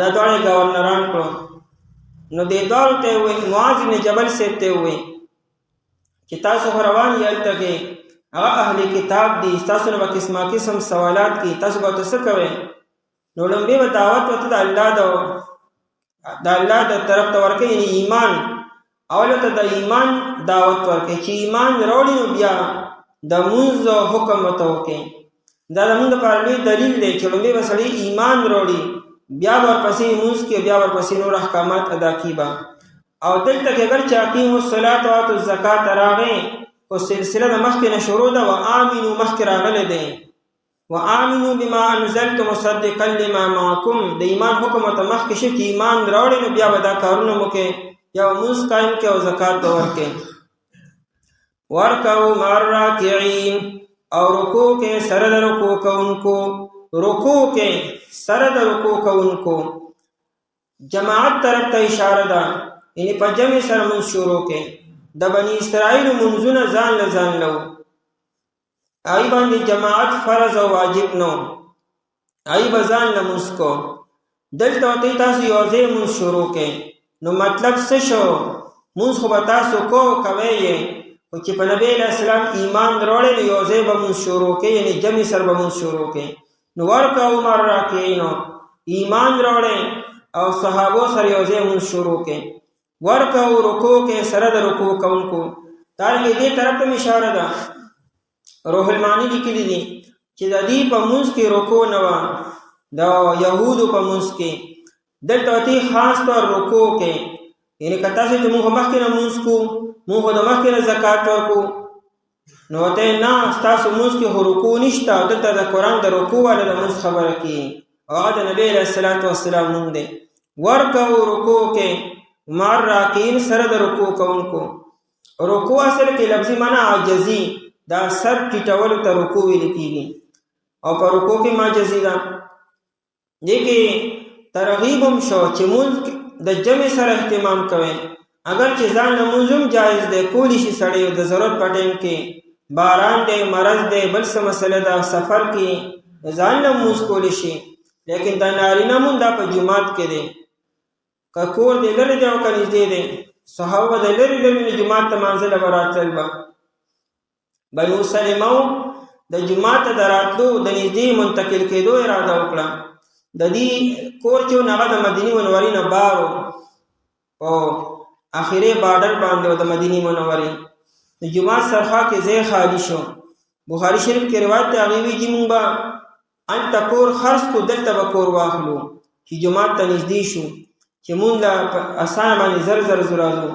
نو نبی علیه السلام ورته وفرمایل دیارکم، په خپلو کورونو کې کلک اوسېږئ، هغه ځای کې هلته نه راځئ مه. دیارکم نه لازم ونیسئ خپل کورونه. او تکتب آثارکم، دا تاسو چې د هلته نه راځئ جومات ته په لاره کوم قدمونه اخلئ، دا قدمونه ستاسو به کېده لیکلي کېږي. جومات ته خو به نږدې شئ، خو قدمونه خو به نه لئ تاسو بیا. دا تاسو چې څونه سفر کوئ او راځئ، دا یو قدم الله ته څونه خوږ دی او څونه خوښ دی ورته. نو صحابه کرام رضی الله عنهم به جومات ته منزل راتللو. نبی علیه السلام اراده وکړه، یوله مې غواړي چې مونځ قایم کم، یو صحابي مخې ته مونځ ورکړه او زه لاړ شم او دا خلکو کورونه وسوځومه، کم خلک چې په کورونو کې بغیر عذره مونځ کوي. وایي ځکه نه کومه چې هغې کې ماشومان او زنانه دي. دا کار یې کړی ده، زجر دی او تنبیه ده، او اهمیت پې معلومېږي چې مونځ په جومات کې راغلی دی. مونځ به اهتمام په جومات کې په جمع سره کوي. دا سنت موقت دی، واجب ته نږدې دی په جمع سره مونځ کولو. نو ورکعوا مع الراکعین، او رکوع کې سره د رکوع کوونکو، یعنې په جمع سره مونځ شروع کوي. مونځ ځان هم کولی شي، ولیکن دا چې په جمع سره کول دا سنت موقت یعنې واجب په حکم کې دی، واجب نه دی، خو د واجب په حکم کې دی، تاکید انتهایی راغلی دی. ورکعوا مع الراکعین، او رکوع کې سره د رکوع کوونکو. نبی علیہ السلام په مرض الوفات کې چې پاسېدیم نشو او 3 پیرې پاسېدلی، 3 پیرې بېهوشه شوی و، او چې په هوش کې راغی مونځ خلکو کوي، نه لا مونځ لا خلکو د ماخستن مونځ و. صحابه جومات کې ناست و، سر یې خوږېده ډېر زیات و، د خلک په انتظار دی. نبی علیہ السلام پاسېد او غسل یې وکړو او د راوتو کوشش وکړو، نو بیا بېهوشه شو. بیا لږ ساعت پس هوش کې راغی، د خلکو مونځ وکړو، نه لا انتظار کې دي. بیا نبی علیہ السلام غسل وکړو او بیا د راوتو کوشش وکړو، لیکن بیا بېهوشه شو. او په درېیم ځل چې نبی علیہ السلام په هوش کې راغی، فرمایل مروا ابا بکر فلیصلی بالناس، تاسو ابوبکر ته چې هغه مونځ ورکړي، یعنې زه بار نشم وتی. نبی علیہ السلام دومره اهتمام د وتو جومات ته د راتلو کوشش وکړو چې جومات ته راشم مونځ وکړم، دومره اهتمام. نبی علیہ السلام چې ته فرض مونځ کور کې نه دی کړی، په جومات کې نبی علیہ السلام فرض مونځ کړی دی، دا نه چې مې کور کې به مونځ کو. هغه یو پیر یو میاشت بیمار شو، د نبی علیہ السلام دا خپه وتې وه، نو بیا د عایشې رضی الله عنها د کمرې د پاسه بره کمره وه، نو هلته نبی علیہ السلام یو میاشت په جمع سره مونځ کړی دی. صحابه به ولې لاړو هلته کې مانځه ټایم کې، او نبی علیہ السلام به هلته کې په جمع سره مونځ وکړو. خو داسې نبی علیہ السلام چرته هم نري کړي، یعنې په احادیثو تمامه ذخیره چې څوک وګوري، داسې یو مونځ څوک نشي ثابتولی چې نبی علیہ السلام د کور کې مونځ کړي او فرض مونځ. که په سفر کې نو جمع سره، او که په حضر کې نو په جمع سره، یا جومات کې یا د هغو لپاره په کمره کې کړی. په نبی علیہ السلام د فرض مونځ یوازې کړي او ځان یې کړي، نو کم از کم زما په علم کې داسې یو حدیث ما تر اوسه پورې لا پیدا نه کړو چې نبی علیه الصلاۃ والسلام د یوازې ځان لمونځ کړي. غفلت ته ډېر زیات مسلمان خو سره مونځ کینه او که کینو بیا کور کې ورکعوا مع الراکعین او رکوع کې سره د رکوع کوونکو دومره کافي دی. او مه ګډوډوئ حق لره باطل سره او مه پټوئ حق لره. حال دا چې تاسو پوهیږئ او قائم کئ مونږ لره ورکړئ زکات لره او رکوع کې سره د رکوع کوونکو. بسم الله الرحمن الرحیم. أتأمرون الناس بالبر وتنسون أنفسكم وأنتم تتلون الكتاب أفلا تعقلون. أتأمرون الناس آیتاسو حکم کوي خلقتا بالبر پنیکې سرا وتنسون أنفسكم او تاسو يروي ځانونه خپل وانتم تتلون الكتاب حال دا دی چې تاسو لولئ کتاب لرا. افلا تعقلون آیا پس تاسو عقل نه لرئ. آیت مبارکه کې د یهود علماو ته تنبیه ده چې تاسو د خلکو د اصلاح فکر کوئ، خلکو ته د نیکۍ حکم کوئ، رهنمایي کوئ، او حال دار چې د خپل ځان غم او فکر نه کوئ، خپل اصلاح نه کوئ، خپل نیک عمل نه کوئ او خلکو ته د ښو خبرو حکم کوئ. تاسو کې دومره عقل نشته چې خپل فکر هم پکار دی. انسان باندې اول د خپل ځان اصلاح او خپل ځان د جهنم د اور نه بچ کول فرض دی او دا فرض عین دی په هر انسان باندې چې دی به خپل ځان د جهنم د اور نه بچ کی. په دې کې هیڅ قسمه گنجائش نشته او د خپل اصلاح فکر وکړي. قرآن کریم میں کو انفسکم واهلیکم، لومبی خپل ځان بچ کې د جهنم د اور نه، بیا خپل اهل او عیال بچ کې او بیا نور خلکو. نو اول د خپل ځان اصلاح او فکر فرض دی، ناغی تاسو اهتمام نه کوئ، پروانه ساتئ او خلکو ته د ښو خبرو حکم کوئ. د آیت مطلب دا نه چې ګنې خلکو ته حکم مه کوئ یا خلکو ته د نیکۍ باره کې ترغیب مه ورکوئ یا ګنې امر بالمعروف مه کوئ. مقصود دا دی چې خپل اصلاح کې خپل فکر د دې غم او د دې سوچ مو کې خلکو ته د نیکۍ حکم کوئ، دا او ښه کار دی، لیکن خپل اصلاح او خپل فکر د دې غم هم پکار دی. آیت خو اگر چې د بنی اسرائیل او د علماء او د یهودو باره کې دی، لیکن حکم یې عام دی، په دې امت کې د دې خلکو د پارم دی. هر یو داعی، هر یو مبلغ او هر یو عالم او د هر یو دیندار او د هر مؤمن لپاره دا حکم دی چې لومبی خپل فکر کې خپل اصلاح وکړي، دې لپاره به کوشش کې او دې سره سره د نورو خلکو اسلام کوه. او دا ډېر کمعقل انسان دی چې د خلکو د اصلاح فکر کې او خپل ځان مکمل یې کړی دی. چې کوم انسان د خلکو د اصلاح او د غم او هغوی ته د نیکۍ باره کې ترغیب ورکړي او خپل ځان یې بالکل یې کړی دی قصدنو، نو هغه هم د دې آیت په وعید کې داخل دی. اتأمرون الناس بالبر، تفسیر قرطبی او ابو سعود دواړو حضراتو لیکلی دي. ابن عباس رضی الله عنه فرمایي چې د یهودو سره د مدینی منورې خلکو رشتې وي. یهود مدینه منوره کې ډېرې زمانې نه آبادو، د دې خپلو کې تعلق او دوستۍ وي د اوس او د خزرج والو د یهودو سره، او رشتې ناتې پکې وي، د رضاعت مسائل پکې دی او ځای نه یې وجې نه تعلق یې ډېر قریبي و.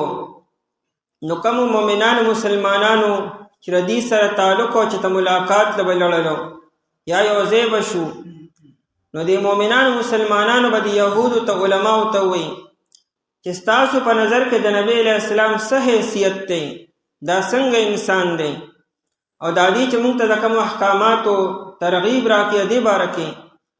نو دې یهودو به ورته وایي چې تاسو په دې دین باندې ثابت قدم اوسئ، دا دین برحق دی او صحیح دی، او نبی علیه السلام چې د کومو خبرو حکم کی تاسو ته پای باندې عمل کوئ. نو دی به هغې ته ترغیب ورکړو چې دا خبره صحیح ده. نو اشکال دې ځای کې پیدا کېږي چې کله تاسو ته نبی علیه السلام برحق نبي ښکاري او تاسو هغې ته وایئ چې ترغیب ورکوئ چې ثابت قدم اوسېږئ، نو پخپله بیا ولې ایمان نه وروړئ تاسو؟ نو قرآن کریم د دې ته دا خبره کوي چې هغې ته ووایئ نو خپله ولې عمل نه کوئ په دې باندې. اصل کې یهودو کې ډېرې دورنګۍ وې، دی به هر چا سره د هغه شان معامله کوله، دی به هر سړی د هغه مطابق هینډل کوی. یعنې مؤمنانو مسلمانانو ته به دا وي، لیکن خپلو خلکو ته به دا خبره نه کوله چې نبی علیه السلام برحق نبی دی. خپلو خلکو ته به وی چې نه هغه نبی به راځي. دی په تورات کې د دجال باره کې چې کوم آیتونه و، کوم علامات او کوم نشانات و، نو د دجال آیتونه دی په نبی علیه السلام باندې فیټ کړو. دجال خو به راځي په یو زمانه کې، خو لا ډېره زمانه پاتې را. نو دی د نبی علیه السلام باره کې چې کوم آیتونه و نو هغه په دجال باندې فیټ کړو. د دجال آیتونه په نبی علیه السلام وي، دا نبی علیه السلام هغه نبی نه دی، خو به راځي چېرته. نو دی د نبی علیه السلام باره کې چاته نه وي چې دا حق نبی دی، دا خو به هغه چاته وي چې هغې ته درو خبره نه شوه کولی لکه مؤمنانو مسلمانانو ته. نو قرآن کریم فرمایي اتأمرون الناس، آیا تاسو حکم کوئ خلکو ته؟ دا حمزه استفهام دپاره تعجب دی او د حیرانتیا دی چې دا خو څه ډېره د حیرانتیا او عجیبه خبره ده چې تاسو خلکو ته حکم کوئ بالبر په نیکۍ سره. بر دا داسې یو لفظ دی چې تمام اعمال د خیر چې دي، د خیر چې څومره اعمال هم دي، که هغه وړوکی عمل دی او که غټ عمل دی، که فرض دی او که واجب دی او که بل یو عمل دی مستحب و، هغې ته بر ویل کېږي.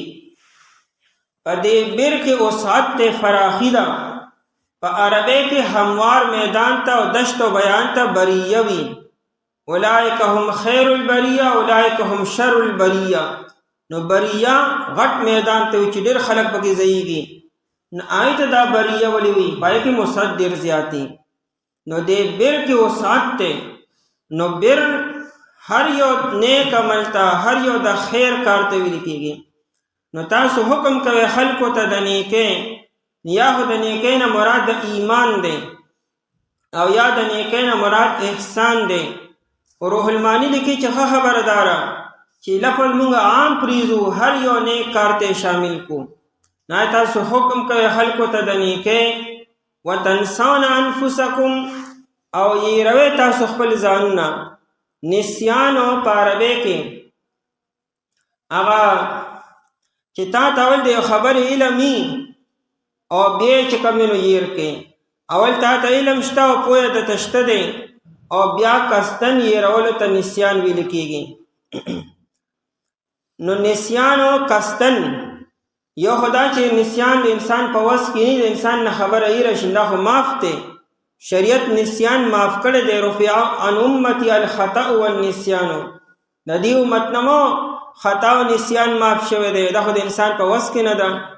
دلته کې د نسیان نه مراد قصدن یو خبره پرېښودلو، قصدن عمدن یو کار کولو. نو وانتم وتنسون انفسکم، او تاسو یېروئ خپل ځانونه، یعنې د خپل ځان غم او فکر نه کوئ. وانتم تتلون الکتاب، او حال دار چې تاسو لولئ کتاب لره. د کتاب نه مراد یا تورات شریف دی، او په تورات شریف کې دا ټولې خبرې شته دی.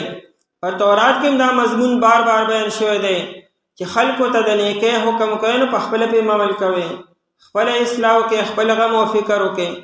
نو باوجود د دې چې هغې کې دا خبرې شته او بیا هم هغې باندې تاسو تېرېږئ، یا دا چې په تورات شریف کې د نبی علیه السلام صفات شته دی، په هغې تاسو تېرېږئ او بیا هم عمل پې نه کوئ.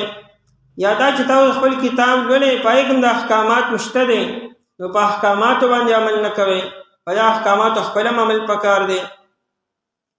آیت کې دا خبره نه کوي چې ګنې کتاب مه لولئ، ګنې تورات ګنې مه رالئ. یا آیت دا خبره هم نه کوي چې ګنې خلکو ته د نیکۍ حکم مه کوئ، بلکې آیت دې له زوره نه ورکوي چې د هر څه سره سره د خپل غم او خپل فکر پکار دی، خپل اصلاح پکار ده، او په دا خبرو په خپل هم عمل پکار دی. چې بل ته وایي چې په نبی علیه السلام ایمان وروړه، نو په خپل هم په ایمان وروړه. چې بل ته وایي چې نیکي وکړه نو په خپل هم نیکي وکړه. ځکه یو تفسیر دام دی چې دی به خلکو ته د صدقې حکم کولو، کانو یأمرون بالصدقه ولا يتصدقون، خلکو ته به د صدقې حکم کو چې صدقه او خیرات کوي، او په خپل به بالکل صدقه او خیرات نه کو، نو په خپل هم دا شروع کوي. او ټول سخت عذاب چې د قیامت پر ورځ باندې بکیږي با نه به هغه انسان ته وي چې هغه خلکو ته به حکم کو په خپل به عمل نه کو. بخاری شریف کې اسامه رضی الله تعالی عنہ فرمایي، اسامه بن زید رضی الله عنہ د عثمان رضی الله عنہ سره سم مسله راغلی و.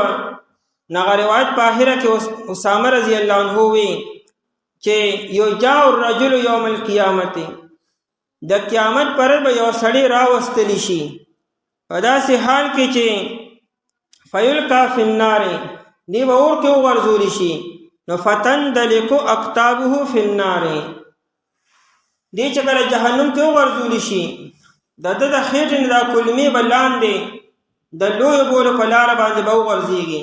فتندلق اقطابه فی النار، په زور سره به دا کلمې وغورځېږي.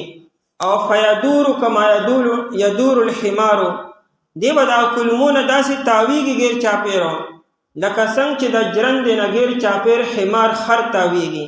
پخوا به خلکو دا جرند په خرو باندې تاوله او چلوله به. نو جهنمیان به راجمع شي او دته به وي چې فیقولون ای فلانو، ای لکه پلان کیا، ما شانو که دا ستا څه حال دی، یعنې ستا په ترغیب او ستا په خبرو خو مونږ جنت ته رالو، ستا به مونږ له ترغیب راکړو، مونږ پې عمل وکړو، مونږ در جنت ته رارسېدو.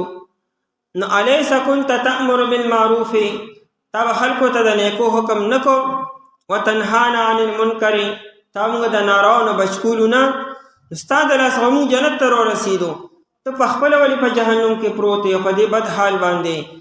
نو دی ورته وی کنت آمرکم بالمعروف، ما به تاسو د نیکۍ حکم کو، لیکن ولا آتیه، په خپله پې عمل نه کوم.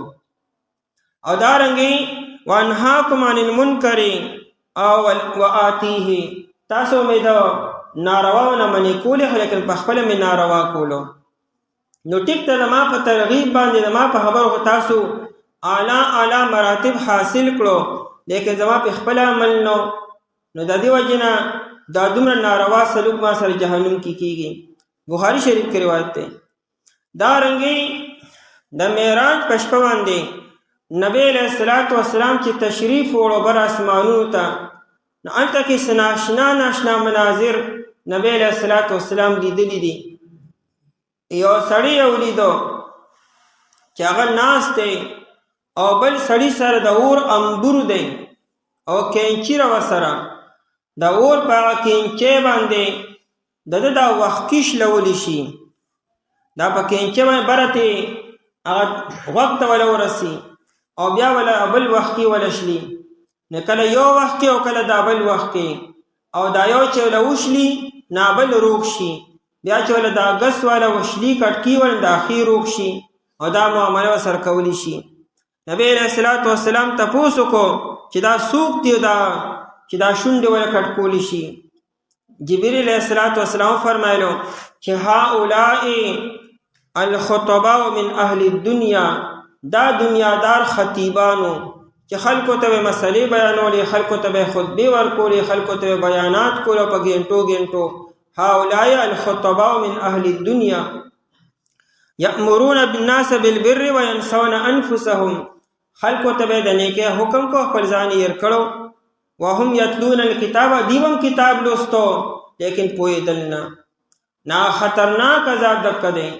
دارنګې بل روایت کې راځي نبی علیہ الصلوۃ والسلام فرمایلو ان الذين يأمرون الناس بالبر، کم خلق چې نور خلقو ته د نیکۍ حکم کوي او خپل ځان یېري، نو یجرون، دی به راکاږي کسبهم فی نار جهنم، دا خپلې کلمې به دی راکاږي په اور د جهنم کې. او دی ته به ویلی شي من انتم، تاسو څوک یې چې په دومره بد حالت کې. دی به فرمایي، دی به وایي یقولون نحن الذين كنا نأمر الناس بالخير وننسى انفسنا مونږ هغه خلک یو چې نورو خلکو ته د نیکۍ حکم کو او په خپله مونږ پای باندې عمل نه کوو، مونږ خپل ځان هغه یېرو. نو ډېر سخت وعید دی دا خلکو دپاره چې د نورو خلکو فکر کی او غم کی او اصلاح کی او خپل ځان مکمل یکسر ير کړی دی، مکمل د خپل ځان اړو فکر نه کی. شاعر وی لا تنها عن خلق وتأتي مثله عار عليك اذا فعلت عظیم.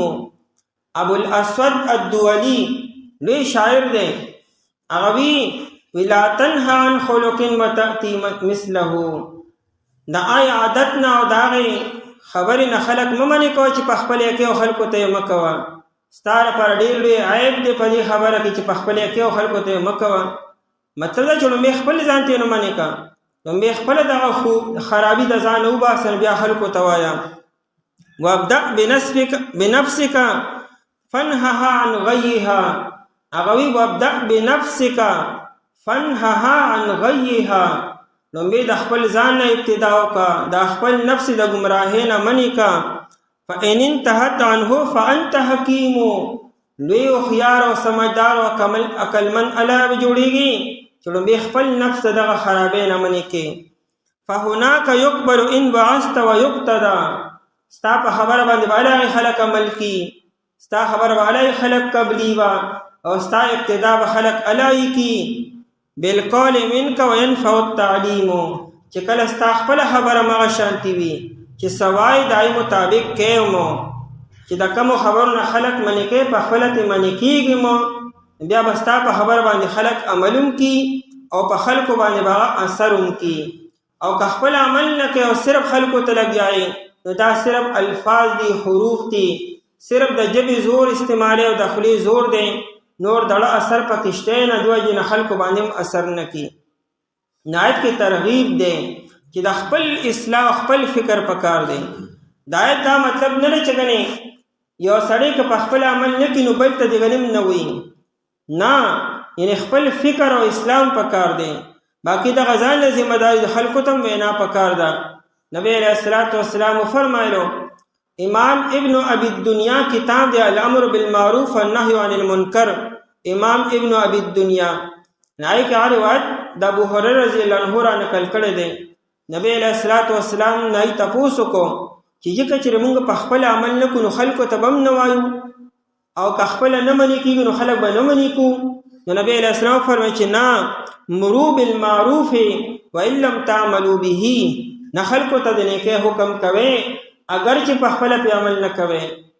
کیدای شي د دې خبرې د وجې نه تاسو په خپله هغه نیک عمل شروع کړئ چې ته بل ته وایې چې لکه د مونځ اهتمام کوه، 5 وخته مونځ کوه، په خپله به مونځ شروع کړئ، یو ورځ به داسې وشي. دارنګې خلک د نارواو نه منې کوئ، په دې ترغیب سره به تاسو په خپله هم د نارواو نه منې شئ. د دې مطلب دا نه چې خلکو ته به حکم نه کو، نه خلکو ته به کو، موږ وایو به، خو بهترین او عقلمند انسان هغه دی چې خپل ځان هغه مهیته کې انسان چې لګوي نو لومبې خپل ځان هغه مهیته کې خپل اسلام مقصود وي. نو فرمایي چې تاسو خلکو ته نیکۍ حکم کوئ او خپل ځان یې روئ. دی دا دومره غټ جرم ولې کو د یهودو، یعنې چې خلکو ته د نیکۍ حکم کو خپل ځان یې رو. عام طور د دې دوه وجې کېدی شي، یا خدا چې د دې خیال دا و چې ګنې موږ د انبیاء کرام علیهم السلام اولاد یو، زموږ په خاندان کې په زرګونو انبیاء کرام راغلي دي، نو د هغې د وجې موږ به زموږ مغفرت به وشي، زموږ بخښنه به وشي. او دا دی یو پیره اظهار د دې خبرې کړو. بخاري شریف کې روایت دی، نبی علیہ السلام صحابو سره تلو خیبر ته. هلته کې یو یهودنې ښځې نبی علیہ السلام دعوت وکړو، یو بیزۍ ورله حلاله کړه، پای کې ورته زهر اچولي وو. نبی علیہ السلام صرف یو نوڼۍ راواخته په دې خولې کې کېښوده، خو بیا وغورځوله. د هغې یو نوڼۍ اثر دا و چې هغه دې ورو ته ورسېدو. په نبی علیہ السلام باندې تبه راله، هر کال په هغه ورځ په نبی علیہ السلام باندې به تبه راتله. یو صحابي دی بشیر رضی الله عنه، هغه یو څو نوڼۍ خوړلې وې، هغه بیا د هغې د لاسه وفات شو. نبی علیہ السلام دغه ټول یهود راجمع کړو او د هغې نه څه سوالات وکړو. اوږد حدیث ته مختصر خبره ترې رالو. نبی علیہ السلام ته وفرمایل چې من اهل النار، جهنمیان څوک دي؟ نو دی وی چې نکون فیها یسیرا، مونږ به جهنم ته ځو خو لږه زمانه به ځو. هغه لږه زمانه یا دی وي 40 ورځې یا ور ورځې، دی مونږ به 40 ورځې صرف جهنم کې سوځو، ځکه چې زمونږ هغه مشرانو د سخي عبادت کړی او څو ورځې هغه 40 ورځې چې موسی علیه السلام تل ورته کې کتاب اخیستو دپاره دلته کې زمونږ مشرانو د سخي بندګي کړې وه.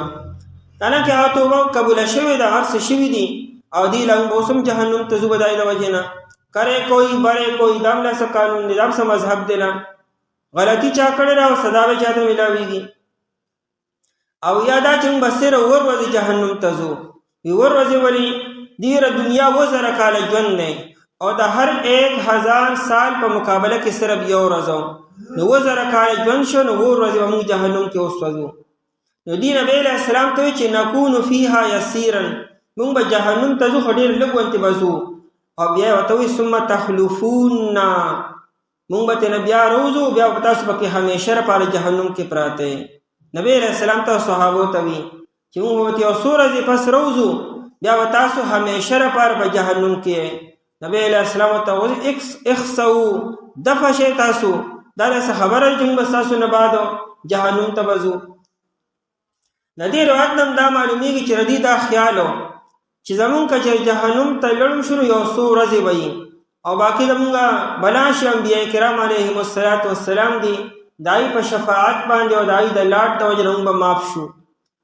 او یا وجه دا کیدی شي چې کله انسان یو ګناه کی او بار باری کی او قصدنی کی او د الله تعالی حدود انسان کراس کی، بیا انسان د خپل ځان مکمل تغییر شي، هر څه ورته ښکاري، خپل ځان ورته نه ښکاري او خپلې غلطۍ ورته بیا نه ښکاري، بلکې بعض اوقات داسې وشي چې خپلې غلطۍ او خپلې خرابۍ ورته بیا خوبۍ ښکاري چې دا زما یو کمال او زما یو خوبي ده.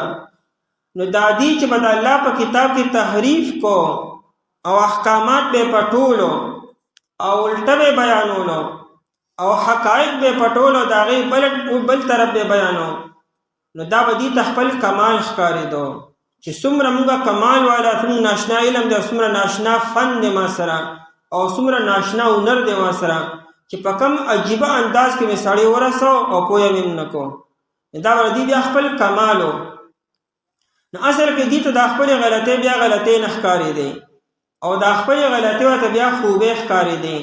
او قرآن کریم دې ذکر هم کړی دی، قل هل ننبئکم بالاخسرین اعمالا الذین ضل سعیهم فی الحیاة الدنیا ویحسبون انهم یحسنون صنعا.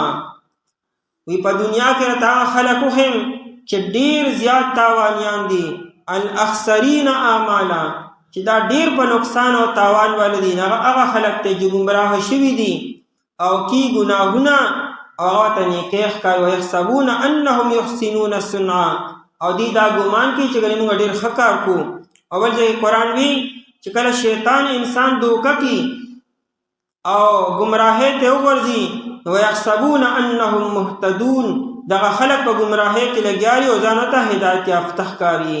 نو ممکن نه چې دا علما د یهودو چې وو دی دا غلطۍ بار بار کړې وې، د الله کتاب سره مذاق کړو بار بارو، نو الله جل شانه دې نه عقل واغستو، او چې عقل یې واغستو نو خپلې غلطۍ ورته بیا نه ښکارېدې. د دې وجې نه قرآن کریم طاهره کې افلا تعقلون، آیا پس تاسو عقل نه لرئ؟ عقل په عربۍ کې المنع، عقل په عربۍ کې منع کولو ته وي او تړلو ته ویل کېږي. دا اوښ چې خلک تړي نو د مخکنۍ خپې ته وله پړې واچي، دا پنډۍ وله راماته کړي او دا پنډۍ وله په رسۍ باندې ورته ته عقال ویل کېږي، عقال البعیرو. اوښ ته جلب نه شي کابو کولی، جلب خو هغه شلي، نو د اوښ د کابو کولو طریقه دا ده چې دا یو پنډۍ به وله وتړئ، دا به وله راماته کړي لکه سړی چې په اتحیاتو باندې ناست دي، او دا پنډۍ به وله وتړئ چې په کم تار باندې په کم رسۍ باندې دغه پنډۍ تړلي کېږي، هغې ته عقال ویل کېږي. دوی ته عقال ولې وي، خو دا هم تړل کېږي که نه. نو عقل معنا تړلو، دی عقل ته عقل ولې وي، دا انسان وتړي د نارواو کارونو نه او د غلطو نامناسبو خبرو نه انسان منې کړي. حالکه عقل در کې نشته چې ته څه ګډې وډې وې. نو افلا تعقلون، آیا پس تاسو عقل نه لرئ چې دا تاسو څه کوئ؟ انسان امتیاز هم د عقل د وجې نه دی. کنی انسان کې په حیوان کې څه فرق دی؟ د انسان او د حیواناتو منځ کې فرق هم په عقل باندې دی چې انسان الله تعالی عقل ورکړی دی، نو دې حیواناتو نه امتیاز ورته وشو، دې بادشاه شو. نو قرآن افلا تعقلون، ان تاسو کې دومره عقل نشته چې د خلکو اصلاح کوي او خپل ځان هم هېر کړی دی. نو که عقل در کې نشته نو بیا حیوانات یې صرف د حیوان صفت در کې. افلا تعقلون، آیا پس تاسو عقل نه لرئ؟ نو که عقل در کوم دا کار به هم چرې نه کوم. آیا تاسو حکم کوئ خلکو ته په نیکۍ او تاسو هېروئ خپل ځانونه، حال دا دی چې تاسو لولئ کتاب لره، آیا پس تاسو عقل نه لرئ؟ بسم الله الرحمن الرحیم. واستعینوا بالصبر والصلاة وإنها لكبيرة إلا على الخاشعين الذين يظنون أنهم ملاقو ربهم وأنهم إليه راجعون. واستعینوا، او تاسو مدد حاصل کے بالصبر فصبر سرا، والصلاة او پمون سرا، وإنها او بیشک دا منز لکبیرت خمها گراندے، الا علی الخاشعین مگر پعجزی کون کو باندے، الذین ها کسان یظنون چی دی خیال کوي انهم ملاقو ربهم چی بیشک دی ملاقات کون کی دی خپل رب سرا، وانهم او بیشک دی الیه خاص اللہ تعالی تا راجعون واپس کی دن کی دی. تذکرہ دا بنی اسرائیل و شروع دا. بنی اسرائیلو کې دوا غټ مرضونه و، د مال د حد نه زیات محبت او د عہدې او د منصب او د مشرۍ د حد نه زیات لالچ. د مال محبت ته حب مال ویل کېږي، او د عزت او د مشرۍ او د منصب هغه محبت ته حب جاه ویل کېږي. او د هغې د وجې نه دوی په نبي علیه السلام باندې ایمان نه راوړو. چې که مونږ په نبي علیه السلام ایمان راوړو نو یو خو به زمونږ مالي امدادونه به بند شي، او دویم دا چې په دې علاقه کې زمونږ چې کوم مشري ده او سرداري ده او کوم عزت دی دا به ختم شي. د دې وجې نه دوی ایمان نه راوړو. قرآن کریم دوی ته بار بار ایمان راوړی، او دغه دوه خطرات چې دي دای علاج و تخی چې د مال محبت به کمیږي په صبر کولو سره، او د جاه او د عزت او د مشرۍ د محبت به کمیږي په مونځ سره. نو د مونځ ترغیب ورکړي چې د مونځ اهتمام وکړي او صبر کوي. خو دا دواړه کارونه د ایمان نه پس اول به ایمان وروړئ، بیا به صبر کوئ او د مونځ اهتمام به کوئ. دا دواړه مرضونه به ختم شي. او که تاسو سره د غربت او د فقر یره ده نو الله جل شانو تاسو یو داسې عمل درکړي د مونځو چې مونځ تاسو سره نو بیا د غریبۍ او د تنګ دستۍ یره مه کوئ. گویا کې سبب تاسو سره په لاسو کې دی چې کله د تنګ دستۍ او د غریبۍ یره شوه او څه مسله او څه حاجت او څه مشکل درته پیښ شو، نو سبب خو تاسو له الله تعالی درکړو، هغه مونځ دی. مونځ کوه او په مونځ سره به ستا مشکل او مسله پریشانی او تنګ دستی او غریبي هر څه چې دي هغه ستا په دې سره حل کېږي به. نو لهذا د غریبۍ یره مه کوئ. دا دواړه کارونه هسې ګران عمل دی. صبر کولم ګران دی او مونځ کولم ګران دی. مونږ د شرایطو مطابق په خپل ټیم باندې ادا کول داسې آسان عمل نه دی، خو په هغه چا باندې آسان دي چې کم خلک د الله نه یریږي، د الله عظمت او خوف یې پړه کې دی. هغه دپاره بیا مونځ کولم بیا آسان دي او صبر کولم آسان دي. او چې رچا پړه کې د الله عظمت او خوف نشته دی هغه ته بیا مونځ هم ګران دی او هغه ته بیا صبر کولم ګران دي. واستعینوا بالصبر والصلاة، استعانت طلب د عون کولو. عون مدد توی، امداد تا مدد طلب کې نو د چا نه به طلب کوي؟ دیونه چې من الله د الله تعالی نه. ځکه ونوي چې مونږه سوره فاتحه کې ویلو ایاک نعبد و ایاک نستعین، خاص تا به مونږه بندگی کو، خاص تا نه به مونږه امداد واړو. نو ایاک نستعین کې هر سړی اقرار کړي چې مدد به مونږه صرف او صرف ستانه واړو. نو بیا یاد دهانی وته کی چې تاسو په مازه کې کم ایاک نستعین وې هغه واستعینو هم د هغه ذات نه مدد طلب کې، او هر یو مشکل لپاره واستعینو مدد طلب کې.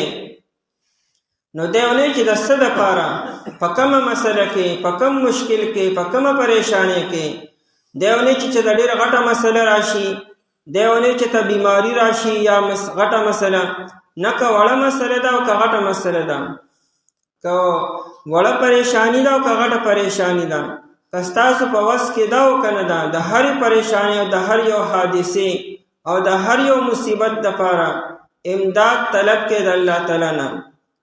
واستعینو مدد طلب کې د الله تعالی نه په هر مسله کې او په هر مشکل کې او په هر پریشانی کې.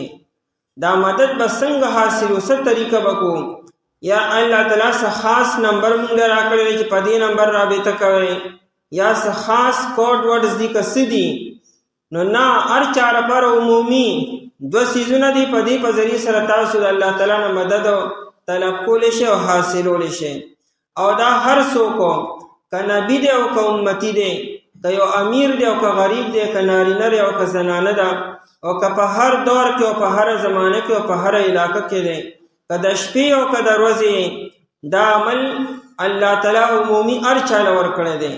یعنې ګویا کې اوپن کچېرې ده، هر چا ته خپله مسله پیش کولو، هر سړی خپل فایل په خپله هغه پیش کولی شي، هر سړی خپل اواز په خپله اوچتولی شي. منځ کې واسطې ته او منځ کې وکیل ته او منځ کې سبب ته هم ضرورت نشته دی. هر سړی براه راست په خپله هغې احکم الحاکمین بادشاه ته خپل مسله هغه پیش کولی شي. او د هغې لپاره دوه طریقې دی، صبر والصلات او منځو. بې صبر په صبر کولو سره مدد به د الله تعالی نه حاصلې، په صبر کولو سره. دلته کې صبر دو مطلب دي. امام مجاهد رحمه الله دا لوی مفسر دی، د ابن عباس رضی الله تعالی عنہ شاگرد دی. امام مجاهد صاحب تابعی دی. هغه د صبر نه مراد منځ دی، روجه ده.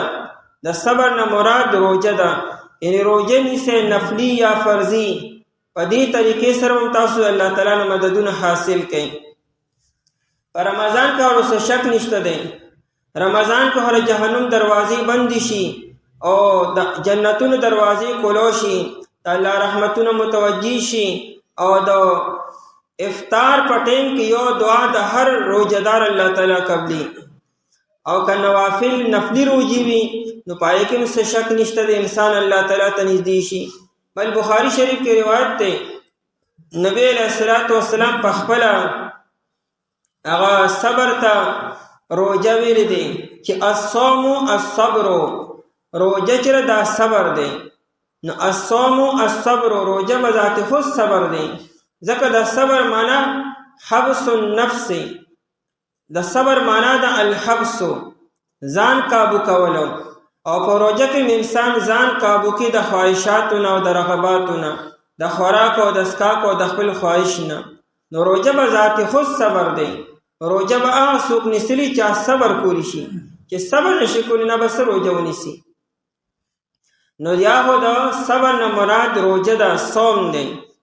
او یا د صبر نه مراد په مصیبت باندې، په مشقت باندې، په ناګوار حالت باندې صبر کول، یعنی برداشت کولو، لا واویلا نه کولو او شکوا او ګیله شکوه نه کولو، نازیبا کلمات د خولې نه وباسلو، او داسې یو عمل او داسې یو حرکت نه کولو چې پای باندې الله جل شانو خفه کیږي. نو صبر معنی بیا برداشت.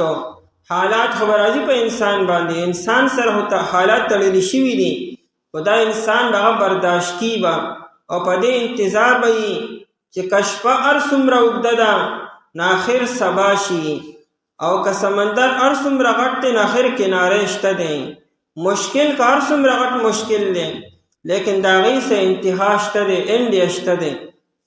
نو دی په دې انتظار باندې اوسیږي چې د صبر نه وروسته کشادګي الله تعالی راولي. او بل دا چې انسان د ځانه مخکې وګوري، لوی لوی خلک دنیا کې تیر شوي په لوی لوی حالات راغلي دي او عجیبه عجیبه حالاتو چې په ظاهر نظر سره د هغې هېڅ حل نو، لیکن الله تعالی څنګه انداز کې هغې د هغې نه وباسلي دي. د یونس علیه السلام واقعه مخې ته په سمندر کې دننه د مئی په خېټه کې کم یو طاقت هغه دلته نه وباسلی دی. ابراهیم علیه السلام په خوفناک اور کې چا دلته نه وباسلی دی. نبی علیه السلام د 100 تورو د لاندې د 4 طرفونو دنیا بهادر خلک ګیر چاپیر دي، چا دلته صحیح سالم وباسلی دی. دا واقعات مهی تری انسان به صبر کی د الله حکم برازی با مونږه غافل کېدی شو، هغه غافل نشي کېدی، هغه با اختیار هم دی، هغه د چانه مجبور هم نه دی، هغه د چانه یریږي نه. بس د انسان د صبر ته او د انسان د جذبې ته ګوري چې دا بنده څومره صبر کوي زما حکم ته. نو د الله جل شانه بیا نظام کې حرکت راځي، بیا فرشتې په حرکت کې شي په اسمانونو کې چې کله انسان صبر کوي. حدیث کې راځي لا ایمان لمن لا صبر له، دا سړی صحیح ایمان دی چا کې صبر نشته دی. بل حدیث کې نبی علیہ السلام فرمایلو الصبر من الایمان کالرأس من الجسد، وی دا صبر په ایمان کې داسې درجه ده لکه د انسان په بدن کې چې د سر درجه ده. د انسان چې د سر لري کوم بیا پکې څه پاتې دي، دارنګه په ایمان کې درجه د صبر ده. نو صبر به انسان کې بیا الله جل شانه امدادونه بیا راځي. د صابرین دپاره دا خبره کافي ده ان الله مع الصابرین، الله تعالی سره په خپله ما دا نه چې زما فرشتې ورسره دي، زما مدد الله تعالی زو سره په خپله ما ان الله مع الصابرین، دا یو نه چې ورسره مدد کوم نه زه په خپله ورسره موجود یم، زه ورسره ولاړ یم. دا انسان به صبر کوي. دا صبر په عربی کې اصل کې هغه ترخی هندواني ته ویل کېږي. هغه ترخی میوې ته عربی کې صبر وي، لکه حنظله ته هم عربی کې وي. دا ترخی هندوانه چې موږ د خوراک نی نو دې ته صبر وي. دې صبر ته صبر ولی وي لکه څنګه چې ترخه دوایي تیرول ګران کار دی او هغه ترخی هندوانه خوړل ګران کار دی، دارنګې دا صبر کول ګران کار دی. نو ټیک ته ترخه ده خو چې دوايي څومره ترخی دومره اثر هم ډېر زیات کی، لکه تیزه وي. دارنګې چې چا د صبر دا میوه وخوړله نو بیا الله جل بیا مدد هم ډېر زیات رالیږي. نو بې صبر په صبر کولو سره او دویم والصلات او په مونځ کولو سره. صبر نه مراد چې څومره حالات او مشقتونه دي هغې باندې هغه برداشت کولو او د حکم انتظار کولو او تا ته چې کوم حکم اټیم کې د الله تعالی طرف نه متوجي هغې باندې عمل کولو دا صبر دی. والصلات او مونځ کولو، په مونځ کولو سره مدد طلب کې. دا صبر د مونځ نه مخکې کو وجه دا ده چې دا مونځ به هله کامل کېږي چې انسان کې صبر وي. که انسان کې صبر نه دی مونځ هم نشي کولی کاملو. دا مونځ هم بیا مونځ روایي مونځ دی یا اسې حرکات و سکنات دي، دا مونځ نه دی. نو کامل مونځ به هغه چا کې وي چې هغه کې صبر وي، نو هغه به مونځ کامل وکړي. که نه هغه د مونځ نه به څه خبرې چې ما څه ووایي پکې، هغه غریب په مصیبت کې او په پریشانۍ کې دی، نو مونځ خو یې وکړو خو کولی ما څه وکړو. نو کامل مونځ به د هغه چا وي چې هغه صبر کولی شي. بالصبر والصلات، په صبر کولو سره او په مونځ کولو سره. او یاده چې دا صبر د مونځ هم زیات ګران دی نو ځکه دا صبر مخکې کو. والصلات او په مونځ کولو سره. نبی علیہ السلام فرمایي ترمذی شریف کې روایت ده من کان له حاجت الی الله او الی احد بنی آدم، کله یو سړی څه مسله ده، څه پریشانی ده، څه حاجت ده، څه مشکل ده، یا الله تعالی ته د حاجت پیښ شو یا بنده ته د حاجت پیښ شو، نو یې سبق نو نبی علیہ السلام دای حل منتخی. او دا مسئله هر چا سره تړلې دي، د هر چا روزانه یو نه یو مسله وي، بلکې اوس موږ مسلو کې انختی یو او ګیر یو پکې. نو نبی علیہ السلام دای حل منتخی او دا نبی علیہ السلام حدیث ته ارشاد دی، سمجرب عمل نه دی، د پیغمبر خبره بس دا د کاڼي کرښې نم زیاته مضبوطه وي. نبی علیہ السلام فرمایي فلیتوضا دې اودس وکړي، ولیحسن الوضوء اودس کې به اټي بړبتې نه کړي، ځان به نه خلاصي، د دنیا ګپونه به نه لګي د اودس دوران کې. اودس به کامل ښایسته طریقې سره کړي. اودس به زده کوي چې اودس څه ته وي، دې کې واجبات څه دي، فرایض څه دي، مستحبات څه دي، اودس به څنګه طریقې سره کو. نو ولیحسن الوضوء اودس ته بیا ښایسته وکړي، او بیا فرمایي چې ثم یصلی رکعتین، بیا یې 2 رکعته لمونځ وکړي، او د لمونځ نه پس ته ثم لیثني علی الله، د الله تعالی حمد و ثنا دې وکړي، د الله د تعریف کلمات دی وي، سبحانک اللهم وبحمدک شو، درېمه کلمه شو وغیره. او بیا د نه پس ولیصلی علی النبی صلی الله علیه وسلم، په نبی رسول درود شریف وي، او د نه پس دا دعا وي لا اله الا الله الحلیم الکریم سبحان الله رب العرش العظیم الحمد لله رب العالمین اسألک موجبات رحمتک وعزائم مغفرتک والغنیمة من كل بر والسلامة من كل اسم لا تدع لي ذنبا إلا غفرت ولا هما إلا فرجت ولا حاجة هي لك رضا إلا قضيتها يا أرحم الراحمين. یا دا دعا وي، عجیبه دعا ده چې کم مشکل ده او کم مسله ده، کم پریشانی ده، دا دعا دی وي، دعا پریشانی او مسله هر څه چې دي اول الله جل شانه حل کړي.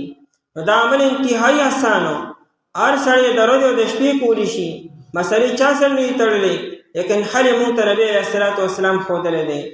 دا مونځ یو داسې عمل دی چې نبی علیه السلام معراج وکړو، څومره اوږد سفر شوی دی، د مکې مکرمې نه بیت المقدس ته تللی دی، د بیت المقدس نه لومړني اسمان او دویم او دریم اووم اسمان او بره تللی دی، او بیا واپس راغلی دی. دا دومره اوږد سفر او ظاهر خبره چې پیغمبر یو کار وکړي، د هر امتي دا خواهش چې زه هم دغه کار وکړم. اوس هر سړی هلته راتلو قابل نه دی چې هلته یې لړ شي، معراج خو هر سړی نه شي کولی. زمونږ ستاسو باندې الله تعالی دومره مهرباني وکړه چې په ځمکه موږ له معراج راکړو، او دا مونږ د مؤمن معراج دی. نبی علیه السلام خو یو معراج وکړو، دا مؤمن بنده روزانه 5 معراجه کولی شي. دا په ځمکه باندې انسان په اسانۍ سره، دا د نبی علیه السلام د برکت او دا په توفیل باندې الله تعالی هر امتی له دا معراج ورکړی دی. لیکن مؤمن ته مونځ څه پته ده، مونځ هغه عبادت دی، خو په شرط چې مونځ وي، نو په دې سره انسان مسائل چې کوم حل کیږي. غټ نه غټه مسله مشکل څومره چې راځي. عبدالله بن زبیر رضی الله تعالی عنہ ته پلار وصیت وکړو. بخاری شریف کې روایت ہے زبیر رضی اللہ عنہ چې وفات کېدو، نو دې زوی ته وصیت وکړ عبدالله ته.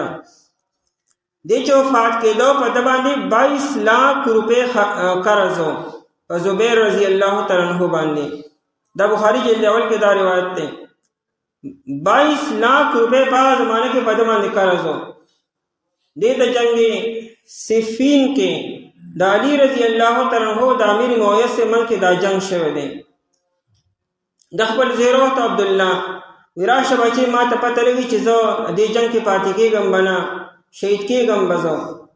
لومړنی کار دی چې زما د قرضې اهتمام وکړه، زما قرضه به ته ورکوې به. او بیا یې وصیت وکړه د خپل مال 3 حصه چې دا غریبانو ته ورکوې، او د 3 حصې بیا ستا د زامنو دپاره ده.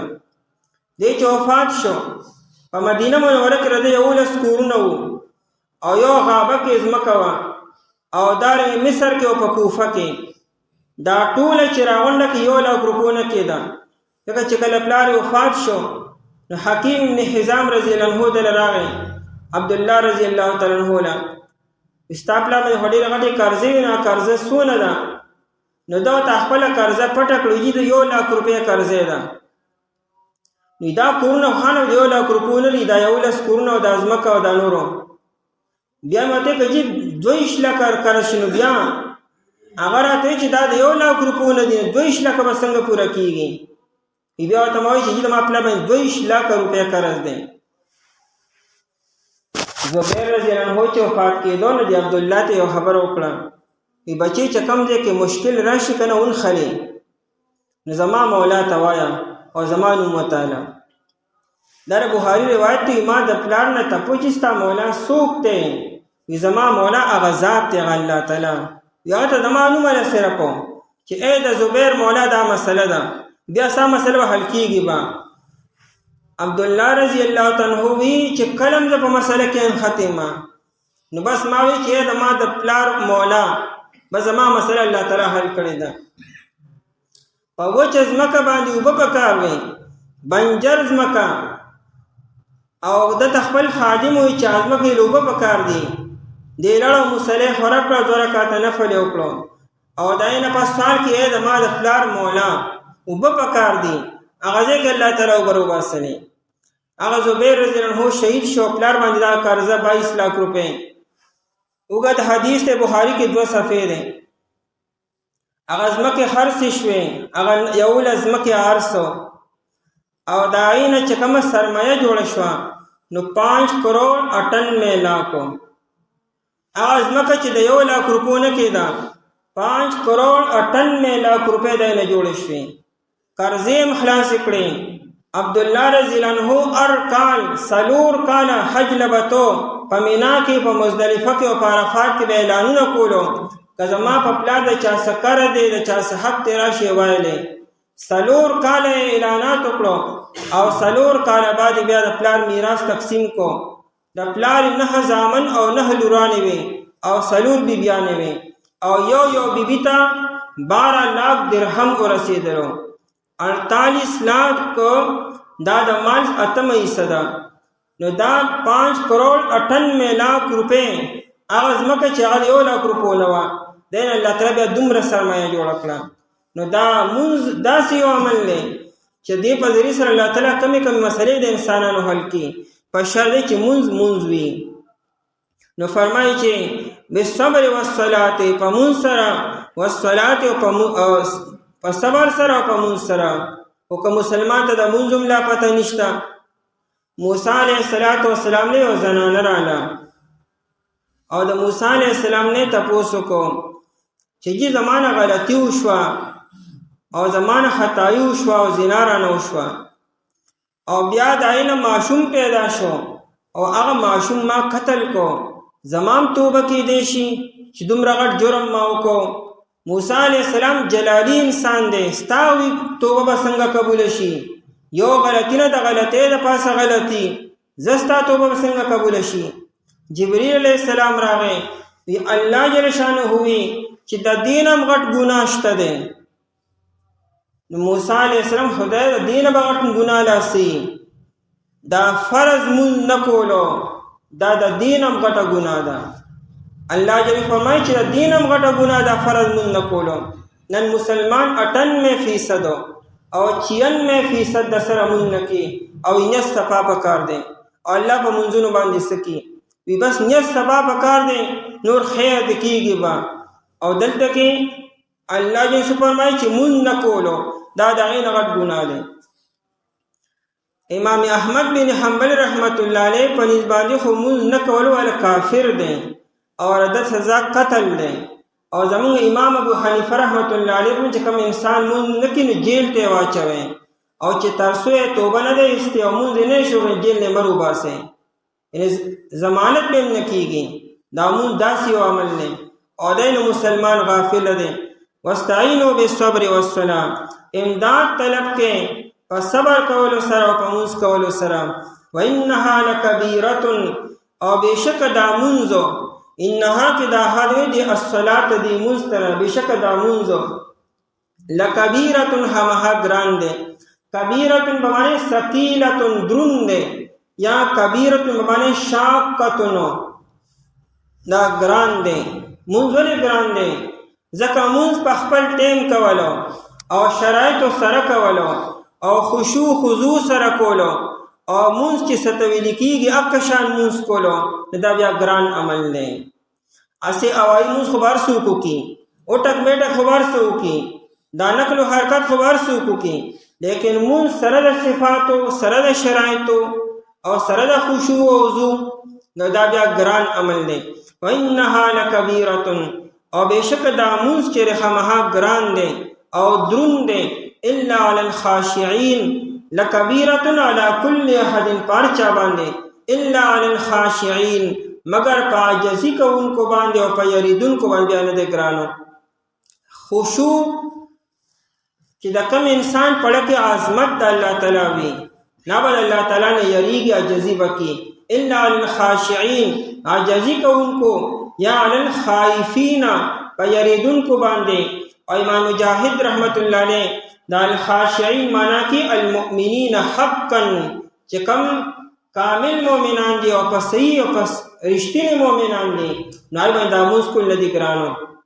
او یادا چې دا حال امیرو دې دواړو ته راځي د صبر او د صلات دواړو ته یعنی استعانت بهما مدد حاصلول او غستل په مون سره او په صبر دا ګران کار دی مگر نه دی ګران په خلکو باندې چې کوم د الله تعالی یریدونکي او عاجزي کوونکي دي.